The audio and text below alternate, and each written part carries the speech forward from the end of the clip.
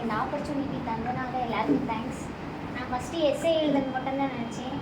Sir உன்னால் முடிஞ்சதை பேசுமா, தயக்கம் இல்லாமல் பேசு அப்படின்னு சான்ஸ் கொடுத்ததுக்காண்டி தேங்க்யூ சார். இப்போ நான் வந்து பேச போகிறது என்னென்னா, இவ்வளோ பெரிய உலகத்தில் வந்து எனக்கு காட்ஸ்னால் கொடுத்த ஒரு சாரை பற்றி நான் பேச போகிறேன். ஆனால் என் லைஃப்பில் எல்லா சார் டீச்சர்ஸ் எல்லாருமே எனக்கு பெஸ்ட்டாக தான் கிடச்சாங்க. அதில் பெஸ்ட்டாக ரொம்ப பெஸ்ட்டாக கிடைச்ச சார் வந்து நான் கம்பத்தில் சக்தி விநாயகர் ஸ்கூலில் சீனிவாசன் சார்னு காமர்ஸ் டீச்சர்.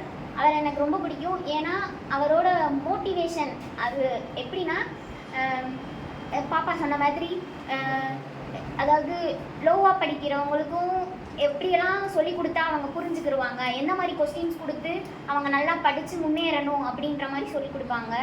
அதே மாதிரி டாப்பாக இருக்க ஸ்டூடெண்ட்ஸையும் வச்சு உனக்கு தெரிஞ்சது ஏதோ அவங்களுக்கு சொல்லி கொடுத்து அவங்கள முன்னேற்றுறதுக்கு என்ன வழியோ அதெல்லாம் சார் சொல்லி ப்ரிப்பேர் பண்ண வைப்பார்.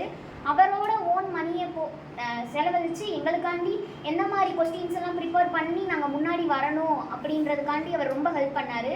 இப்போ கூட இந்த ஸ்டேஜில் நான் நிற்கிறேன் அப்படின்னா அதுக்கும் ஒரு காரணம். ஏன்னா வாரத்தில் ஒரு நாள் எங்களுக்காண்டி ஒதுக்குவார் சார். ஒதுக்கி அதாவது ஸ்டேஜ் மேலே நின்று எல்லார்கிட்டையும் அதாவது காமனாக நம்மளால் முடிஞ்சது எந்த ஸ்பீச்னாலும், அதாவது லைஃப்பில் நடக்கிறது, இனிமேல் நம்ம நடக்க போகிறது, உன்னால் என்ன பேச முடியுமோ அதை இந்த ஸ்டேஜில் நின்று பேசு அப்படின்னு சார் சொல்லுவார். அப்படி ஏறி நின்று பேசினனால இப்போ நான் கொஞ்சம் பயம் இல்லாமல் இந்த ஸ்டேஜில் நின்று பேசுகிறதுக்கு எனக்கு ஒரு தைரியம் கொடுத்ததுக்கு சாருக்கு தேங்க்ஸ் சொல்கிறேன்.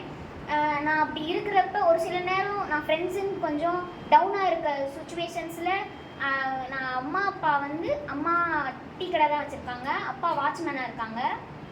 அப்படி இருக்கிறப்ப அம்மா அப்பாட்ட நான் க்ளோஸாக இருக்க மாட்டேன். ஃப்ரெண்ட்ஸ்னே க்ளோஸாக இருந்துட்டு அவங்கெல்லாம் என்னை அவாய்ட் பண்ணோன்னே ரொம்ப டவுன் ஆகிட்டேன் ஸ்டடீஸில். அப்போ அதை சார்கிட்ட சொல்லி நான் ஒரு தடவை அழுதப்போ சார் சொன்னார், உன்னோட ஸ்பீச்சை போய் ஸ்டேஜில் நின்று கொடு அப்படின்னு சொன்னார்.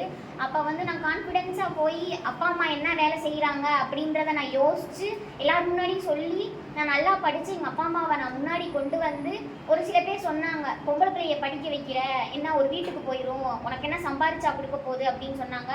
அவங்க முன்னாடி நல்ல ஒரு நிலைமையில நின்று அப்பா அம்மாவை அவங்க முன்னாடி நல்ல ஒரு கார்லேயோ அவங்க முன்னாடி கெத்த நான் நல்லா கொண்டு போய் எங்கள் அப்பா அம்மா பேரை நான் காப்பாற்றுவேன். அப்படி இந்த வாய்ப்பை கொடுத்ததுக்கு தேங்க்ஸ் சார்.